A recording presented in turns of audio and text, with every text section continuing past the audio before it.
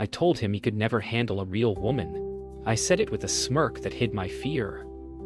The words weren't meant to wound, but they did. His silence hit harder than any shout. He just looked at me, eyes calm. The kind of calm that meant goodbye long before he turned away. When the door clicked shut, it sounded like finality disguised as quiet. For weeks, I waited for a message. Something small to undo the weight of what I'd said. But he didn't come back. Not until he did. And the man standing before me wasn't the one I'd left behind. He had found a softness that wasn't weakness, a strength that didn't need to prove itself. And when his eyes met mine again, I realized I'd been measuring love by how much power it gave me, not how much peace it could bring. Would you still call it love when it humbles you? Or does truth only arrive when it's too late? The days after he left felt like walking barefoot on glass. Quiet, but cutting. Every object in the apartment carried his ghost, his mug, his scent, the dent in the pillow beside mine. I told my friends I was fine, that he was too soft for me. But the truth was uglier. I missed the calm I once called boring. I missed being seen without performance, but when I saw his first post again, a smile, new city, new light, I realized he'd taken something from me. The illusion that I'd always be the one with control. Weeks turned to months. I started dating again, or pretending to. Smiles that didn't reach my eyes, conversations that never touched truth. I wanted to forget him by replacing him. But every new hand felt wrong, too eager, too forced. He used to listen to silence like it mattered. The others filled it with noise. Maybe I wasn't searching for love anymore. Maybe I was chasing punishment. When he reached out months later, it wasn't to rekindle. It was to thank me. He said I'd forced him to face himself to grow.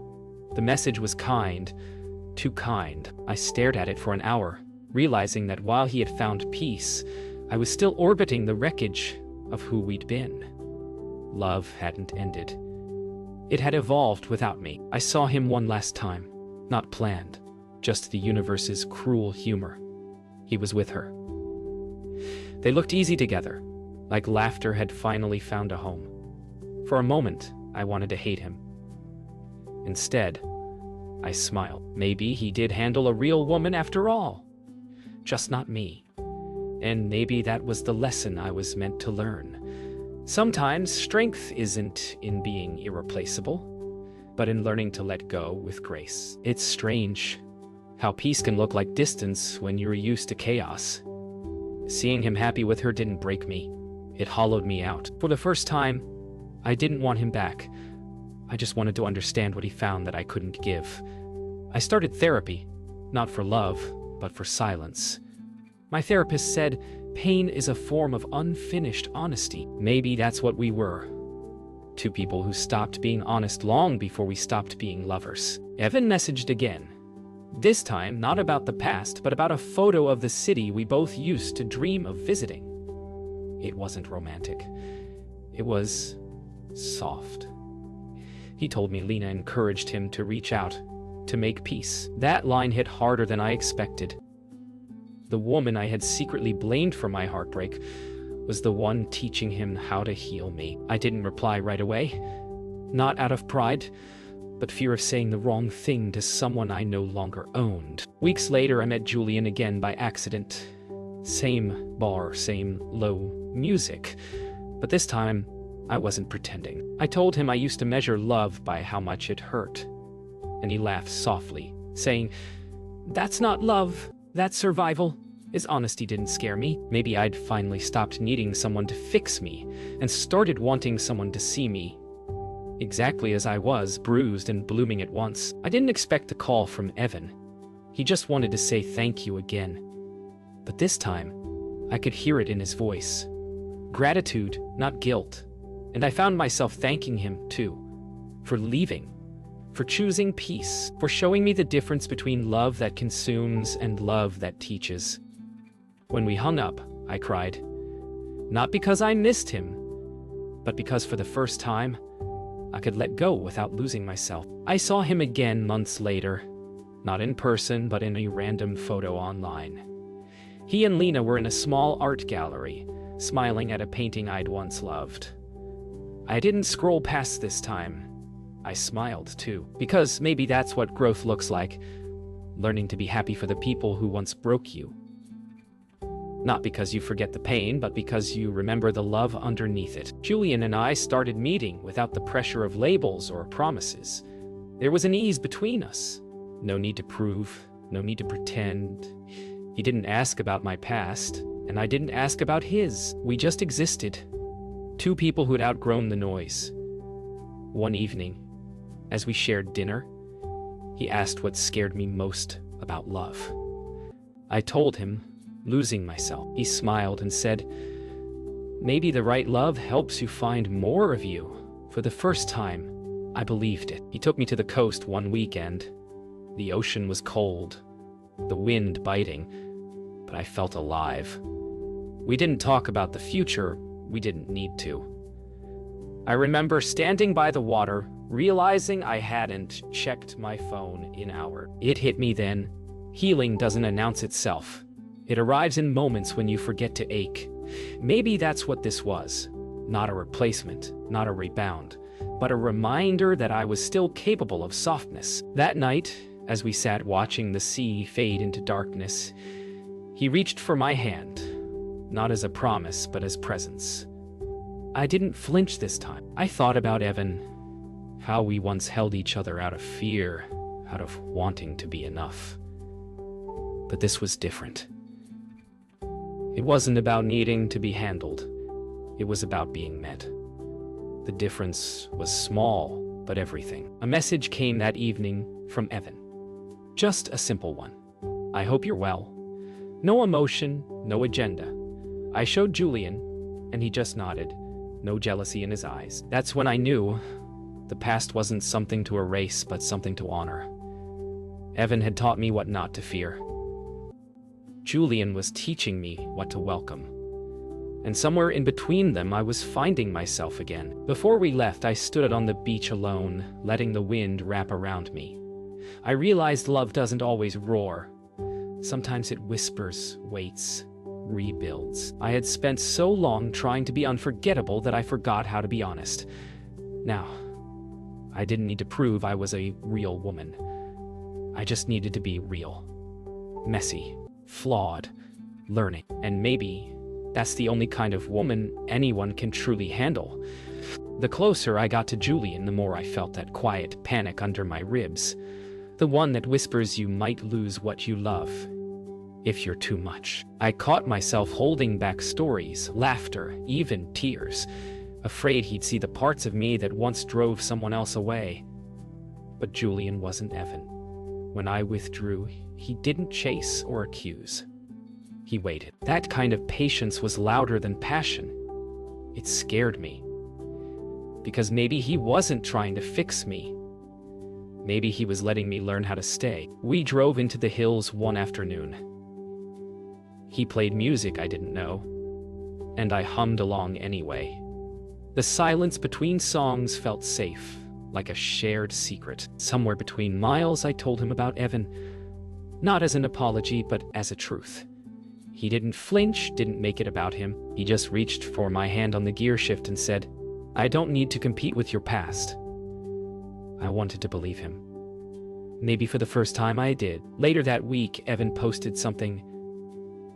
A photo of Lena, laughing, her head tilted back in sunlight. I paused on it longer than I meant to. Not out of jealousy, but recognition. That same light once fell on me, but now I could see it differently. Not as something lost, but as something that had found the right place to land. Healing doesn't erase the past. It reframes it. I double-tapped the post and set my phone down, smiling. Trust didn't come back in one piece. It came in fragments. Some nights, I'd pull away for no reason. lost in the echo of old arguments that no longer existed. Julian didn't push. He just said, "I'm here when you're ready to stay in the same room as yourself." I realized then, real love doesn't need constant reassurance. It just needs honesty. And that's harder than I ever thought it would be. One evening, Lena messaged me. Simple, unexpected. "Thank you. He's better now." For a moment I stared at her name. The woman I once blamed, now extending kindness. I wrote back, "So am I." It wasn't closure. It was connection. The kind that exists between people who have shared the same heart in different seasons. Maybe love doesn't end or begin. Maybe it just changes homes. It started small. A canceled plan, a late reply, a silence that lasted a little too long. But it was never about the little things. It was about the fear that I was too much again, or maybe not enough. Julian didn't raise his voice. He just grew quieter. That silence used to mean safety. Now it felt like distance.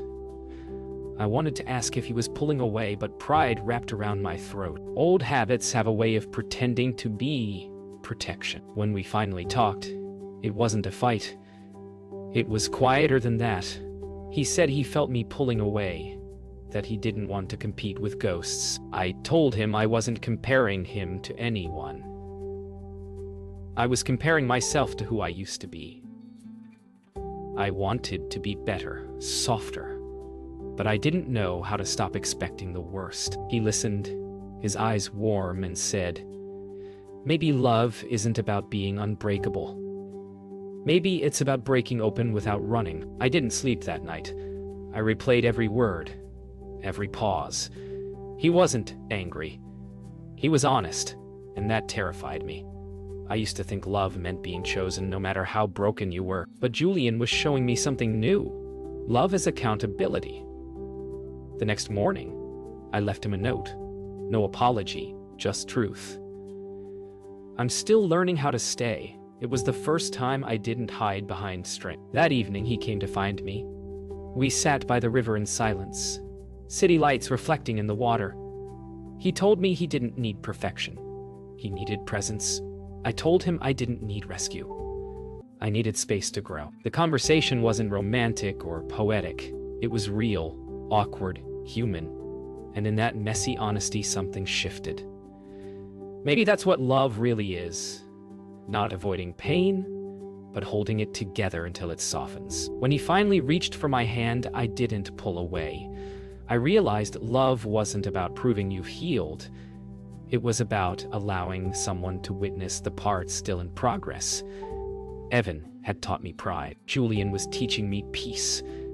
And maybe for the first time, I wasn't afraid of being handled or left. I was just ready to be seen. Exactly as I was. It started with an invitation. A mutual friends gallery opening. I almost didn't go. But something in me whispered that avoidance was just another kind of regret. When I saw their names on the guest list, my heartbeat felt like thunder in a quiet room. I told myself I was ready, but readiness isn't real. You just show up and hope your voice doesn't shake when the past walks in wearing human faces. They saw me first. Evan's smile was small, nervous. Lena's was kind, too kind. For a heartbeat, I wanted to disappear. Then Lena stepped forward and said, "You look well." I laughed, because I'd practiced that same line in my head.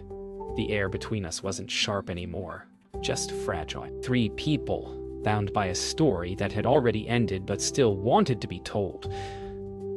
We found a corner away from the noise. Evan spoke first, not to explain but to thank me. He said what we had taught him how to listen, how to love without fear. Lena added softly that love doesn't replace, it expands. I felt tears sting, not from pain but from recognition. I wasn't the villain or the victim anymore. I was just another lesson learned in someone else becoming. When they left, Lena hugged me first. Firm. Real. Evan lingered a moment longer. No promises, no nostalgia. Just quiet gratitude. As he walked away, I realized forgiveness isn't a door you walk through once. It's a rhythm.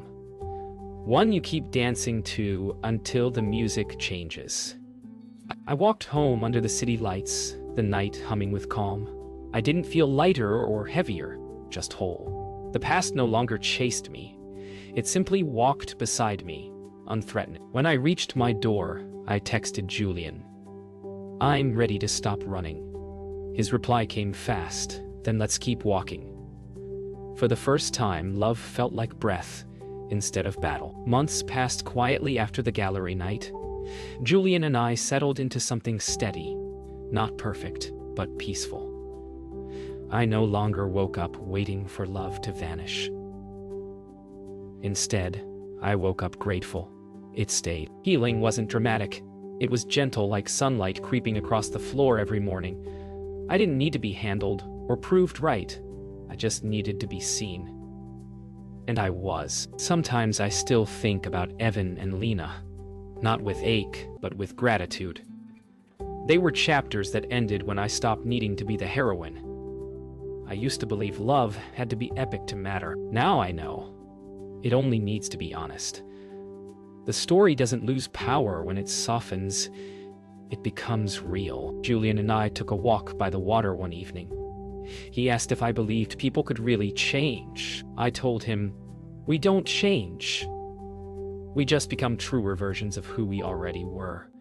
He squeezed my hand and said, "Then you've become yourself beautifully." For once, I didn't deflect. I just let the words land. That night, I opened my journal. The same one I'd once filled with heartbreak and half answers. I wrote a single sentence. "I am no longer afraid of my softness." And somehow that was enough. Strength had always been my armor, but now, softness was my strength. If I could go back, I wouldn't change what broke me. Every goodbye carved room for something better, not someone better. Just a truer version of myself. Love didn't fix me. It freed. And maybe that's what it means to handle a real woman. Not to tame her, not to test her, but to meet her where she finally stands unafraid.